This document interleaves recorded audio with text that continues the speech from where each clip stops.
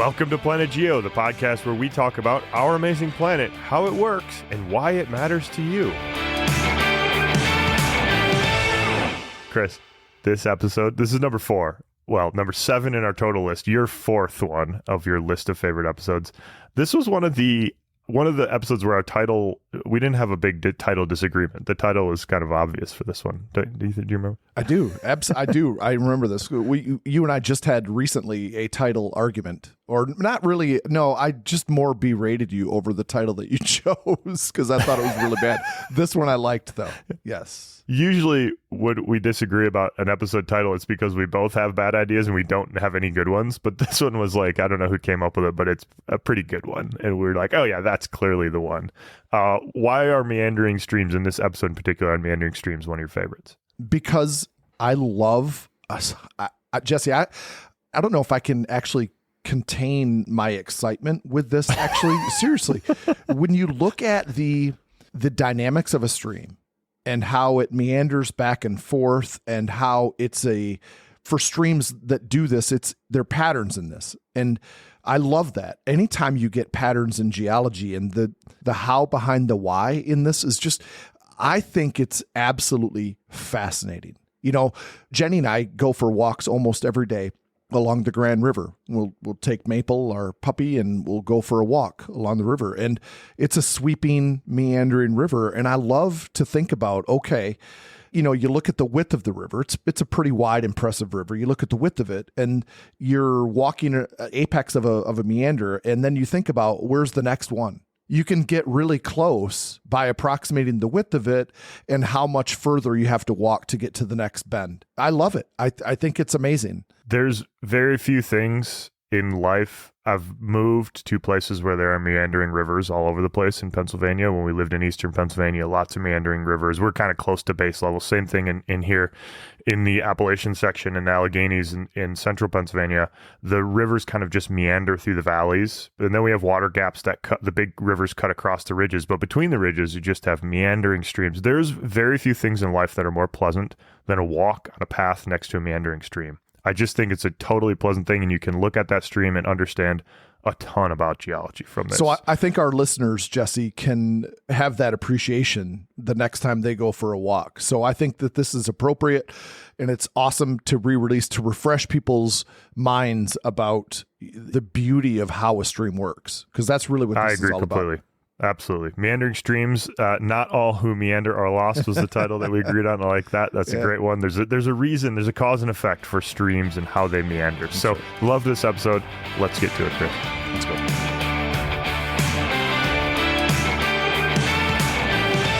All right. Hey, let's get going. Dr. Reimink, what are we doing today? Stream meanders. Really, really cool topic. This, I think, is one of the topics that every first year geology student who take the intro class, it's one of these mind-blowing things. You know, plate tectonics is very cool. Volcanoes are awesome. Earthquakes are awesome. This is awesome in a very, very different way. And it's sort of one of these mind-blowing things. Everybody's seen stream meanders, and we're going to explain them today, which is a really kind of a mind-blowing concept, I think, and very, very cool. I agree. But we're going to do something, though, today that explains meanders, and they are not random. And I don't talk about this in my classes. Do you? Do you get into the weeds on this? No, I mean, usually the way my class is structured, Chris, I talk about minerals, and I think you do the same thing. You have structure in your class? Yeah, it's a bit of whatever I want to talk about any given fall semester. But, you know, so it starts with minerals, and we go into rocks, and I obviously take way too long talking about igneous rocks and plate tectonics and things. So by the end of the semester, I run out of time for glaciers and streams and all this kind of stuff. I do hit streams because streams are super important in Pennsylvania, but sometimes I run out of time to talk about glaciers, for instance. Right. Yeah. Yeah. Oh, I never do that because I'm in Michigan, and we cannot neglect glaciers in Michigan. That would be an injustice. But what we're going to do today, if I didn't know this and I listened to this, I would appreciate it much more. And just looking at rivers, because we're going to talk about the geometry of meanders here, really. And I think it's such a cool topic. Let's level set kind of what we're talking about here is that there's a bunch of different types of rivers or streams. We call them streams. The general classification for flowing water is streams. And so there's a whole bunch of different types of streams. You can picture these in your head with us. You can think of a mountain stream that's kind of going straight down the mountain valley, cascading over boulders and doing all this very interesting stuff. It's usually freaking cold water. You can have streams that are a little bit quieter and they're in flat terrain and they kind of wind back and forth. That's what we're talking about with meanders. And so we're focusing on one specific subset of streams, which is meandering streams. And where do these occur, Chris? Like, paint the visual for like where these occur. First of all, you and I, we tend to get a little off topic too. So we're not just going to focus on meanders. So we'll bring in some other things, we promise. And also, we're going to end with entrenched meanders because those are a very, very cool thing and a dynamic of streams as well. But meanders happen when rivers kind of flatten out. You don't have meandering streams typically when you have they tend to be much straighter when the gradient or slope is much steeper. So as soon as it flattens out, that's when rivers will begin their meandering or looping process. Totally. And so places they flatten out are floodplains. These are things where rivers hit their floodplain and they kind of, the trajectory of the stream or the gradient of the stream from the start, from the headwaters of the stream way up in the mountains to the mouth where it hits the ocean or hits some lake. It's kind of somewhere in there, the stream will start to become less steep. And when it becomes less steep, this is what we're talking about. So more flat land, basically. And if you look at a map of Pennsylvania, that's a really kind of cool thing to do. There's meandering streams everywhere and they flow through the valleys. So we are in the Ridge and Valley province, and we have these really long ridges that run for miles and miles and miles parallel to each other with a valley in between, and there'll be a stream meandering down the middle of that. And it's really cool. You can just look at that. Is your drainage pattern then what you just described? Is that a trellis drainage pattern? Yeah, we have a trellis. Yep, exactly. Okay. Yep. I was getting ready for this episode, and I came across a quote that I don't think this is verbatim quote, but it's really, really good, and it hit me. It's something to the effect of, you can never set foot in the same stream twice. Love that one. The water's not the same. The sediment's not the same. Basically, nothing is the same. Chris, I have this memory, and I think it was on a field trip with you when I was a TA, I think, in my senior year, when I was doing the independent study, and I went along as a kind of a TA of your field trip, where there was cold up in the upper where you had Michigan. Absolutely no responsibility. I had zero responsibilities. And we did a hike back along a stream. Do you do that? Did you do that in those days in your spring trip to the Upper Peninsula? It was one of these. Did we go to a waterfall? Yes, we went back to a waterfall and we sort of stopped halfway. We weren't at the waterfall yet, or we were on our way back. I'm not sure which one, but we stopped and had like a break, and I had zero responsibilities. And that quote, I think you and I were discussing that quote because it suddenly got sunny and warm and we were just sitting next to the stream in the forest. It was just glorious. And I love streams. They're so great. I agree. I think actually what you and I were talking about is, I asked you, have you ever thought about where the water that's running in front of us right now, where it has been? I think that's what we were contemplating. Like, that led to following the life cycle of a water molecule. Yeah. It's really totally interesting. Crazy. Really cool to do. Streams are just thought-provoking. Mm-hmm. I agree. In all types of ways. I agree. So that's the quote. Okay. So basically, rivers in the mountains, they're governed by the slope, okay, their steepness, and they're confined by the valley, so they tend to be straighter. As soon as they hit the broader, flatter floodplain, they begin to meander. So in these meanders, let's start to get a little bit into the weeds on this a little bit. These meanders have a function. They actually are managing the energy of the water, right? I mean, if you think about what a meander does, at the basic level, they're doing two things, right? They increase the resistance because it's no longer flowing in a straight path. So they increase the resistance and they decrease the gradient. Chris, which is the slope. I'm sorry. They slope, decrease the steepness. Yes. The gradient is kind of this is a term that's hard to understand. So let's just visualize it really quickly. So imagine there's an elevation when the stream comes out of the mountains and hits this floodplain. That's at an elevation. Let's say it's like 300 feet above sea level. And then the mouth of the stream is at sea level when it pours out in the ocean. So there's 300 feet over that distance, right? And if it's a straight stream, and it's 10 miles, it's going 300 feet in 10 miles. That's the gradient. However, if you add meanders in there, it's a lot longer path. So the path the river takes, if you stretch the meanders out, is a lot longer than 10 miles. And so the gradient is a lot less. So that's what you mean by it decreases the gradient here. And then the first thing you talked about, Chris, the resistance, is if you've ever walked along a stream that's meandering or that's kind of has bends in it, you'll notice that the deeper parts are on the outside. And that's because the river is moving faster on the outside. You'll often see this too. Like there's faster water on the outside of the bend. It's cutting into there. So there's a lot of energy being expended cutting in. There's erosion happening, which is using energy to kind of cut into that bank. And so that's just the point about the resistance, number one, that you said. So, what the river is doing is it's changing itself to minimize the energy that it's expending so it can maintain a state of equilibrium. And with a river, you talk about equilibrium, really then there's no net anything going on. There's no net erosion. There's no net deposition. That's a river that is in a state of equilibrium. That's the key point here, Chris, because remember when we just went back to that analogy of like 300 feet over 10 miles, and that's probably not enough height for 10 miles of river. But if you have a steep gradient, it's carrying sediment downstream a lot.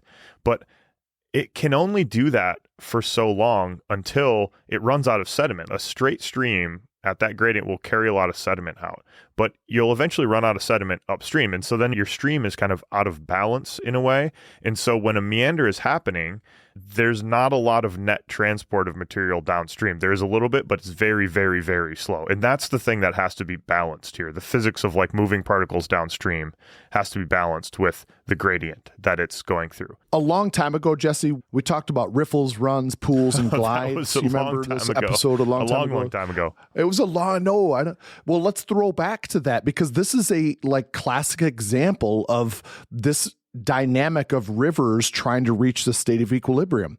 I mean, rivers boiled down to their basic level, they are transporting machines, right? They're transporting water and sediment downstream. When a river encounters a bend on the outside, you described it, it's this kind of cut bank thing, it's erosion, you get a deeper pool on that outside of the bend. If you looked at a profile, a cross-sectional profile of a river along this meander, you would see that the inside of the bend, it's very shallow and gentle sloping. And as you approach the outside of the bend, the river gets much deeper. It's gouged out into this thing that we call a pool. I mean, it makes sense. And it's actively then moving sediment out of that bend. Well, then as the water comes out of the meander and the stream kind of straightens itself out, it's going to deposit this sediment now, which creates a riffle, where the water's more turbulent as it goes off over this deposited sediment. And so it's just a throwback to this old episode a long time ago, the riffles, runs, pools, and glides. And okay, I have an analogy that just popped into my head, which might be terrible. So, and you're the analogy king. I want you to evaluate this one, Chris, okay? So you just said that streams are transporting machines, which is a great phrase. I love that phrase. Here's an analogy, okay? Let's test this out, and you can tell me how I did with this. Let's put it into context of something everybody has seen, which is the conveyor belt at the grocery checkout. Right? You've got the conveyor belt. Now, a mountain stream that has a gradient where it goes several thousand feet in a couple miles is a fast-moving conveyor. It is the conveyor belt sped up really, really fast, where you can just chuck a bunch of stuff on there and it'll take it away downstream, no problem, right? It has that space. What we're talking about, the meandering streams, are streams that are slowing down that conveyor belt, like really slowing it down. So you can't put many groceries on there. The groceries kind of pile up and then fall off the sides because it's not moving fast enough. The checkout person's really taking their time about it, or maybe they're new and they're not checking out fast enough. And the sediment, your groceries have to fall off the edges to maintain this balance. You just can't pile them up very high. That's the meandering stream. And so this net transport has to slow down. So instead of taking sediment downstream, down the conveyor belt really fast, instead of moving groceries down fast, they fall off the sides. And that's what a meandering stream is doing, is moving sediment laterally side to side instead of moving it downstream. That works, Jesse. Okay. Well done, my young sage. Let me go at it a different way a second. Rivers move sediment. Streams move sediment in three ways. They have what's called their dissolved load, which are like these molecules, they're salts that are dissolved in the water, right? This is, again, a throwback to way back when we talked about why the oceans are salty like and so on. Number that's 5 or something like that. We're going back 140 episodes ago. I can't believe I actually remember it. Anyway, that's the dissolved load. It's a pretty small amount in terms of the overall load that a river carries. But the next one is the suspended load. And these are particles that they're carried in the column of water. They're carried in suspension. This includes particles like dust-sized particles and silt-sized particles and even sand if it's moving fast enough. So if you can imagine sand moving in the suspended load of a river, as soon as that water slows down just a little bit, it doesn't have enough energy now to carry that sand, and the sand is deposited. And that's what happens when a river comes out of the pool and it straightens out. There's a little bit of lower energy, a little slower movement, and some of the suspended material now is going to be deposited. And then the third way that rivers move sediment is along the bed of the river, where they roll and they slide and they kind of bounce or saltate along the bottom.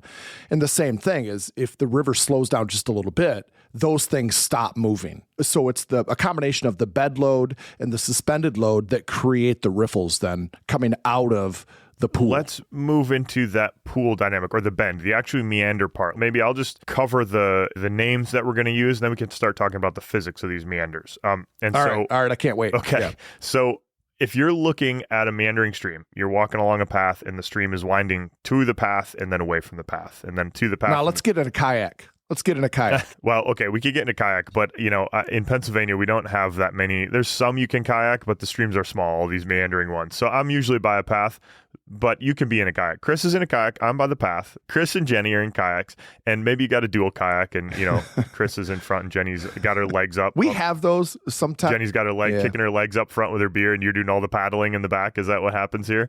Chris, bring me over there. Chris, bring me over here. Usually it's the other way around, my friend. Okay, so actually this is a good visual. If I'm walking down the path, straight path, and the river where that you guys are kayaking in, you're kind of meandering towards me where the river will be right next to the path, and then you meander away. You sort of bend away, you go around another bend, and then you come back close to the path, right? And so if we look at that lateral variation, inside of the bends, the water is slow, and you can see this. You can look at this from the path or from your kayak, and you can see that it's slow water, it's sandy there.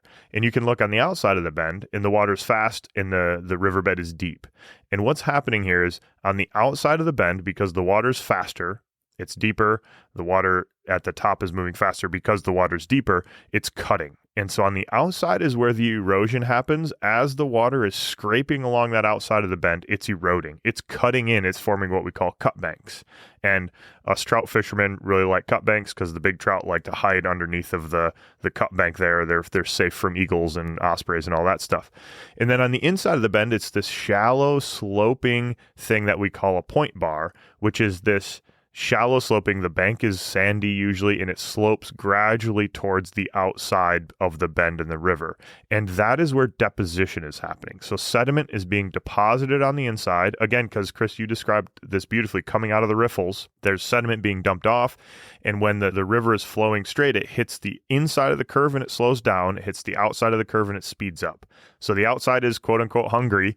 The inside is not hungry, is regurgitating some sediment and dropping it off right there. And so this causes that meander to keep cutting further to the outside and keep depositing on the inside. And so obviously if you speed this up, the river keeps meandering or keeps cutting away the outside and cutting away the outside and depositing the inside. And that loop keeps getting more and more exaggerated. And eventually you on your kayaks will cut into my path and the path will have to change. Good. I want to put a pin in something because I want to come back to it. So remind me, all right? I want to put a pin in the path of Jenny and I in the kayak as we come out of the meander. Okay. So let's come back to that later on. But before we do that, we need to get into some of the weeds. And this is the cool part about, I think, this episode that I think most people that are not like fluvial geomorphologists don't really know. And I think it's a very awesome aspect to river dynamics and meanders in particular. So let's get into the detail. The geometry of meanders is not random. It's specific and it's amazing. I love this stuff. But we have to introduce some terminology a second. So let's introduce first the wavelength of meanders. What we're talking about is, let's say, the crest of one meander to the crest of another meander further downstream. Chris, let me just double click on this a minute. This is done with like satellite imagery. This is done top down. We're looking at an airplane view or a satellite image of the river, and you're seeing it meander up and down, back and forth on your map. And this is actually how scientists who study these things look at these things. They take satellite imagery and measure the distances between these bends. So think of it like a wave where the wavelength and the amplitude is, how far the wave goes up and down. This is the same thing, except the map view of this stream. That's right. So we're looking at two identical spots on consecutive meanders. Perfect. So like crest to crest, or the same, we're trying to find the same point in two consecutive meanders. We call that the wavelength of the meander because it kind of looks like that, like you just said. And so that's called the wavelength. And the beauty of this is that regardless of the stream, regardless of the size of the river, this can be a small thing like in your lab, like a stream table in your lab, or a massive river like the Mississippi or the Missouri. It doesn't matter.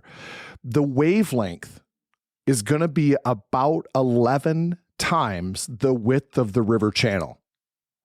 Now, that's like, I find that to be very exciting. I don't know why. I think it's because it just makes perfect sense. Like when you kayak a river, when you're walking along a path and you're looking at these bends, these oppositely looping bends, back and forth they go, they're not random. And I just think that when you understand that there's a reason to this madness, that it just makes it, I can appreciate then that so much more. I don't know. I just find it to be very exciting. And I don't know why. I really need to do a better job of this in my classes because I don't talk about this with my students. And again, it's the same reason. I'm running out of time. My exam for my students from Grand Valley is coming up next week, Tuesday.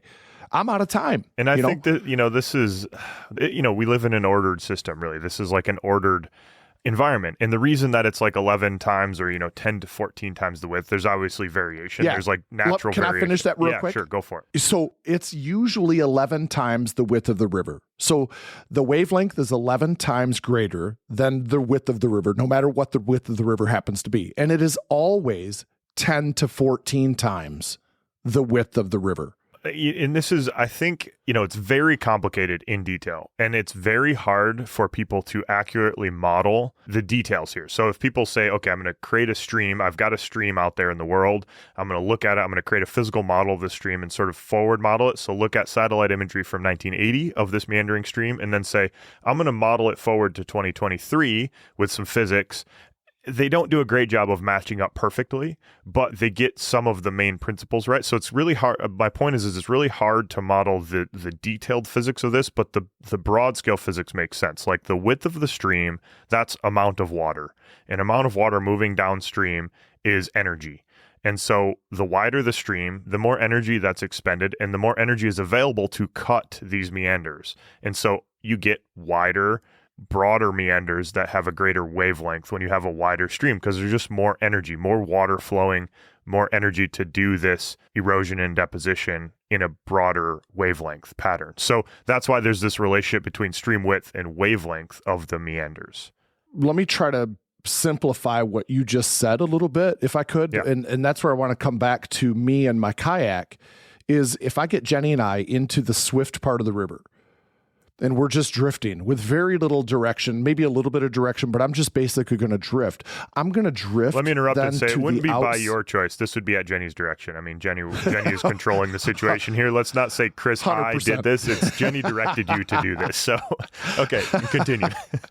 True. Okay, so we're just drifting in the swift part of the river. So it's going to naturally then take us to the outside of this meander, right? Yep. And I'm going to go around the meander, and my kayak is basically going to stay in that swift part of the river. So no, you're going to try the important thing. You're going to have to work hard to stay out of like the brambles and the branches, because you're going to be like, if you just let it go, that kayak would nose into the bank, and there'd be a branch falling on Jenny, and it'd be really hard. Yeah, so you're working hard. She does get irritated when that happens. Yeah. But as I come out of that meander, the waters, as it slams into that bank, kind of gets swept then across the channel. It's almost like a slingshot effect, if you will. And so my kayak, if I keep it in that swift part of the river, is now going to drift me slowly across the other side of the river. Yep. So and so the wider that river is, the longer it's going to take me to slingshot or sweep across to the other side of the river. And that's where, when the river then slams into that other side, that's the beginning of the other meander. Let me just double click on something you said there. I'm kind of imagining this with a left-handed bank. So you're coming and you're kind of the fast part's on the left side of the river. You're fighting to keep off that bank. And then when you come out and the river straightens out into a riffle section, you're going to have a bit of a rightward momentum. Like you're coming out of this curve that's curving from left to right, and you're going to still be curving from left to right, and you're going to cross that riffle section, not straight down the river, but going from left to right, and you're following the water, like you said.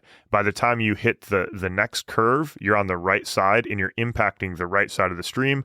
Hence, that's where the erosion happens, and it starts to curve back towards the left. Like that's what we're talking about, this slingshot thing you're describing. You get slingshotted out of one curve into the next one. And that creates exaggerated loops and exaggerated loops.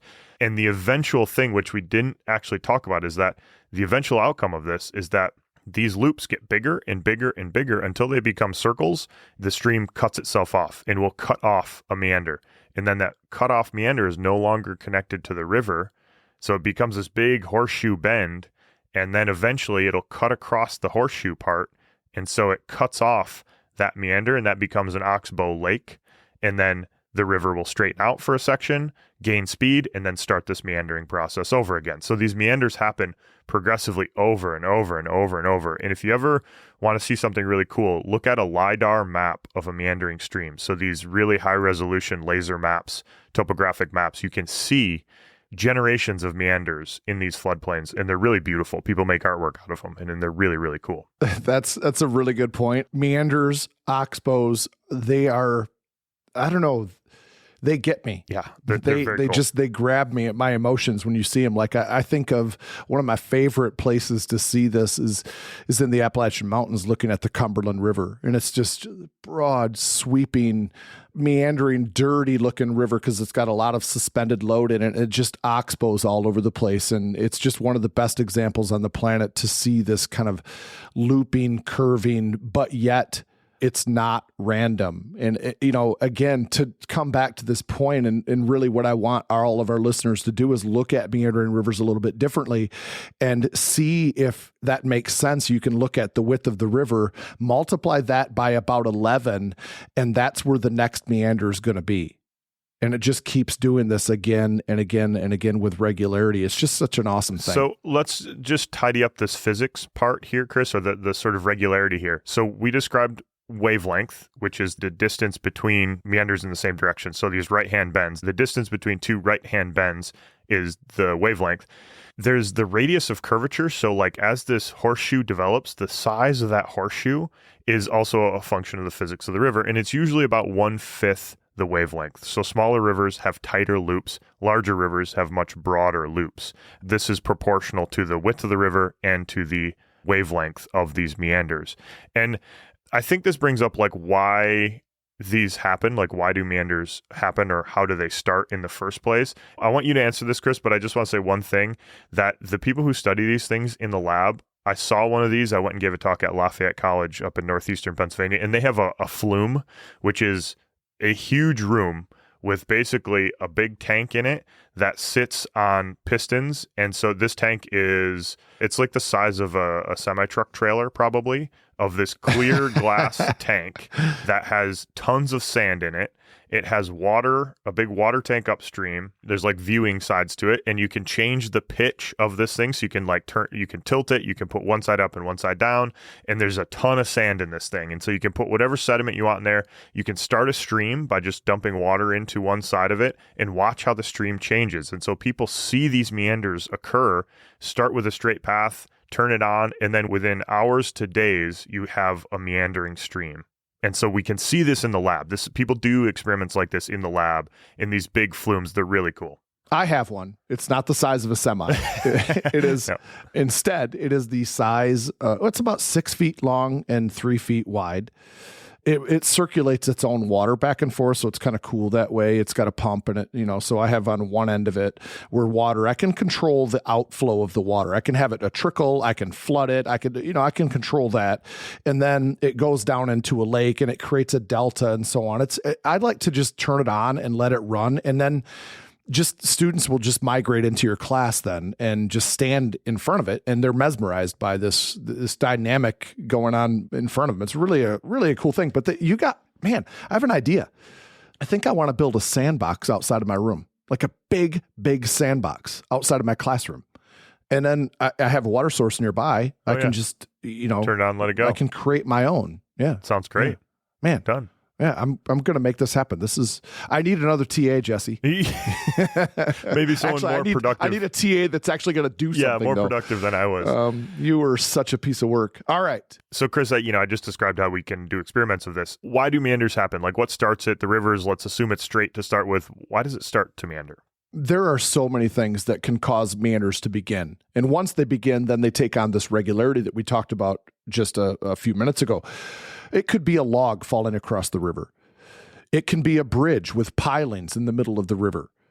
It can be a muskrat digging a tunnel underneath the river into the bank on one side of the river. And that tunnel weakens that part of the river. Erosion begins and it creates a pool. And once you get a pool, then you have faster flowing water and the process is on. And so there are so many things that can cause meandering to begin.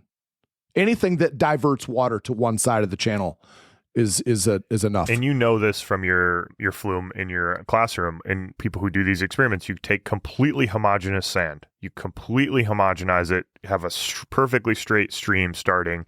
This will naturally happen. Meanders will naturally happen because there's very subtle variations. Any little tiny pebble difference can shift the water intensity to one side of the stream. And then because of the slingshot effect, it just starts happening. So this is like unavoidable almost, and very, very slight perturbations, like you described a muskrat drilling into the side or digging into the side. That's a pretty small perturbation, but it can cause massive meanders to sort of initiate. So it's kind of a natural outcome of rivers in this type of setting. All right. So Jesse, I think next did you want to talk about this kind of paper that, meanders and river dynamics are tied to vegetation a little bit? Like, do you want to, Chris, give us a little summary on this? Me, I always like to highlight that the early Earth was different than the modern Earth in some way or shape or form. And a colleague of mine has been focusing a fair bit of research on this, looking at how plants affect meandering streams, really. And there's a couple different aspects to this, but if we think of like Earth history, plants have been on land and have colonized the land for the last 350, 450 million years. Before that, there weren't many land plants. And so a lot of the rivers did not have plants anchoring the banks of the rivers and things like that. So river systems on the early Earth before 450 million years ago might have been very, very different. And so weathering and erosion must have looked way different. Totally different, right? Just completely different stuff. And so people who study vegetated rivers and unvegetated rivers, like think about a meander in a desert versus a meander in a lush jungle environment, those are very different. And actually the plants do a lot. The plants impact how much energy it takes to erode the stream bank, really, is the key thing. More plants equals more energy required to make meanders. And so I think that the important highlights here, Chris, are that the channel width of unvegetated rivers, so rivers in arid environments or without vegetation on the banks, those usually have a smaller channel width and they migrate a lot faster. The migration rate in meters per year is like an order of magnitude faster than vegetated rivers. So the stream that we were describing through the forest of Pennsylvania is moving slower than if there were not trees there, like the lateral migration here. Just because it's got to fight through all the roots in the biology, I think. That's the sort of take-home physics. Okay, interesting. I have an idea. We have been throwing around this idea of doing a topic for an episode on how to read a scientific paper. And this is you, and it's basically me talking to you about this.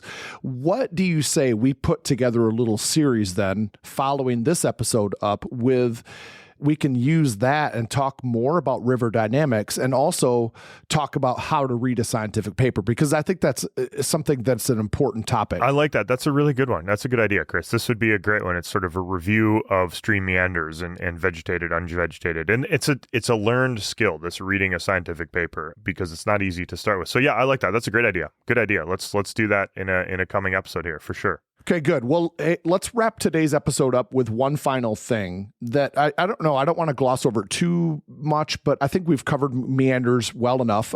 What I want to talk about are entrenched meanders, because these are some of the most beautiful geologic features that exist. Famous examples of entrenched meanders are Horseshoe Canyon in Canyonlands National Park. Both you and I have seen this. The goosenecks in Gooseneck State Park in Utah. These are just a couple of examples of very, very famous entrenched meanders. And if you don't know what those look like, the visual in your head here is a big bend in a river, a horseshoe bend in a river that's cut through rock, where there's cliffs on either side of that river. So very different from the floodplain that you and I were just talking about, Chris, that you and Jenny were casually kayaking through. This would not be a casual kayak in this river system. This is class 4 rapids on these types of rivers. But that's the visual we're painting here. That's what an entrenched meander. It's entrenched in cliffs, basically, rock. And they have very little migration. They're not going to move much because they are confined now by the valley walls. That's a key point, Chris. So, okay, that's a really key point, because I think these entrenched meanders are very commonly misunderstood, because people look at it and think, oh, it cut through the rock. Like the meanders are cutting through the rock. But you just said that there's very little lateral migration. And if you look at these rivers, you can see that there's no undercut bank. There's no maybe there's a little bit of undercut bank, but there's a little bit of deposition on the inside of the bends, but not a lot. It's not the same dynamics, and the stream is not cutting outward as much. And that's a key part of how these things form. The question I think that people get confused about is, when did the meanders happen? And what's the answer, Chris? The meanders happened first. You have this river that was doing what we've described for the last half hour. Is they're establishing this equilibrium. It was broad, it was flat, and it began to minimize energy and deposit and erode at the same time and establish this state of equilibrium. And the meanders developed. And then geology happened. Uplift probably happened, where the land began to elevate. And the river now is going to accelerate, and it's going to try to keep up with the rate of uplift. And it's going to downcut as the uplift is happening. So this is very different than what I think a lot of people think when they look at this. They think that it downcut through the rock like you described. Instead, we had the meanders that were established. Uplift began, and the river just kept up. Can I kind of summarize that a minute, Chris? And correct me if I get this wrong, if I missed something key here, but I want to just summarize it. The meander pattern is inherited by a previous generation of river, by the ancient river system that was actually meandering and cutting out side to side, right? That the meander shape is inherited. And the way I like to describe this in class is that a river, when it's at high elevation in the mountains, when it has a lot of distance to go, high gradient, it wants to cut down. So if it has to go down 3,000 feet in a mile, it is cutting down first. And when it doesn't have anywhere to cut down, it'll cut out side to side, i.e. it'll start to meander side to side. So when it has a shallow gradient, it's cutting out to side, it's meandering. And so we've kind of reversed this. We've taken a meandering stream that had a low gradient, and all of a sudden we made it want to cut down, and it just cut straight down. It kept the same stream profile and just went straight down very fast, which means it inherited that shape, that sinuosity, whereas it would have normally been a straight stream if you kind of started from scratch. No, I like the way you put that. In fact, I'm going to steal that. That's the way I'm going to use it from now on, is the shape of the meanders is inherited because they came first. So I like that. That's a good way of putting it. I think this highlights an important concept here, and an important thing about meandering streams is that there's a couple ways to force this, to want to make the river cut down. The first is to uplift the land. You force the stream to be at higher elevations, and it wants to cut down to the same sea level gradient. The other thing to do is change what we call base level, like where the mouth of the stream is. And so if we put a dam somewhere, that changes base level. If we remove a dam, if we drain a lake, if we change the base level where the stream is ending, it changes that gradient and how the stream is cutting in and out. And meanders are really important, mostly because in society, we have built up a lot of industry and we've built our society around a meandering stream's current profile, and which means we don't want to let it naturally meander like it should be doing. Like the Mississippi River is a classic example. There's a bunch of little rivers in Pennsylvania that are great examples of this. We build a little town around a meandering stream, and all of a sudden we put concrete embankments all the way around that stream because we don't want it to change its profile anymore. So we're changing the behavior of that stream because we've sort of built up our civilization around a profile that is changing, right? It's kind of like we talked about barrier islands and how they're changing all the time. Meandering streams are very similar to that. They meander pretty quickly, and we're kind of locking them in. That's a great idea for another episode in a series of what is the effect on the river when we levee a river. We try to control the Mississippi by leveeing it. What are the pros to that? What's good about it and what's bad about it? Because whenever you try to affect a river, you're going to affect the geology. I mean, what's going on? I think that's a really good idea for an episode. I think we should tidy these all together and make something about ephemeral geological features, like barrier islands and meandering streams, these things that change a lot, and we're sort of forcing them to not change, or we're not wanting them to change because we've built stuff around them, like that'd be a good episode.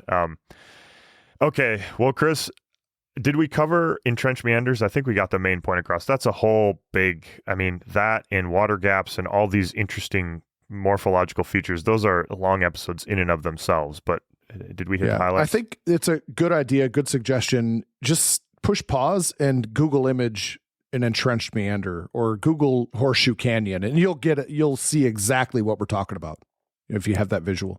Hey, Chris, we haven't done a stream chapter. We've got it on our docket of things to do for CampGeo. But if you want all of the other basics of geoscience, we've got most of our content up on CampGeo now. We've got 8 or 9 chapters. If you want to learn all the basics of geoscience with images, the way we think you really need to understand it with Chris and I, you can go to geo.campcourses.com, the first link in your show notes. Check that out. Leave us a rating and a review on your podcast platform. Send us an email.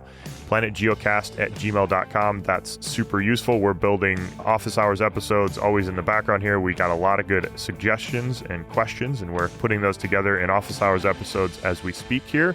Go to our website, planetgeocast.com. There you can subscribe, support us. We always love that and appreciate those of you who have supported us so far. Streams are beautiful. They are. Cheers. Peace.